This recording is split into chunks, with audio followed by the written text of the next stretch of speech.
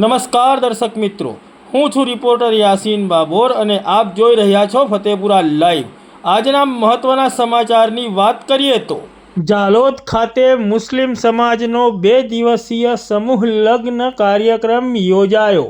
પ્રથમ દિવસે 23 યુગલોના નિકાહ પઢાવાયા। દાહોદ જિલ્લાના જાલોદ તાલુકાના મુખ્ય મથક જાલોદ ખાતે મુસ્લિમ સમાજનો 2 દિવસીય સમૂહ લગ્ન એટલે કે સમૂહ નિકાહનો કાર્યક્રમ યોજાયો।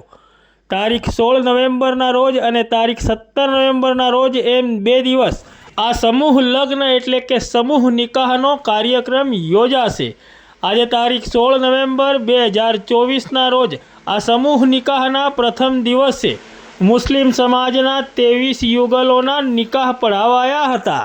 સમગ્ર મુસ્લિમ સમાજ દ્વારા આ સમૂહ નિકાહ કાર્યક્રમનું આયોજન કરવામાં આવ્યું હતું। આ સમૂહ નિકાહમાં પધારનાર તમામ મહેમાનો માટે જમવાની તેમજ પાણીની તેમજ અન્ય વ્યવસ્થાઓ કરવામાં આવી હતી। તેમજ આ સમૂહ નિકાહમાં પધારનાર તમામ લોકોના વાહનો પાર્કિંગ કરવા માટેની પણ અલાયદી વ્યવસ્થા કરવામાં આવી હતી। આ સમૂહ નિકાહ કાર્યક્રમ સ્થળે તમામ જગ્યાઓ ઉપર સીસીટીવી કેમેરા લગાવીને મોનિટરિંગ રૂમની વ્યવસ્થા કરીને સમગ્ર કાર્યક્રમની દેખરેખ કરવામાં આવી રહી છે।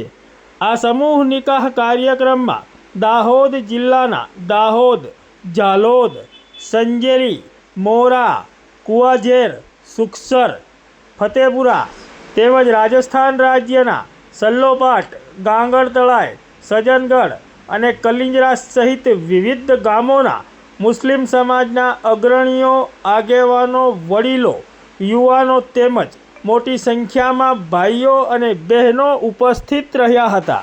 આવતીકાલે એટલે કે તારીખ 17 નવેમ્બરના રોજ મુસ્લિમ સમાજના અન્ય બાકી રહેલા યુગલોના નિકાહ પઢાવવામાં આવશે।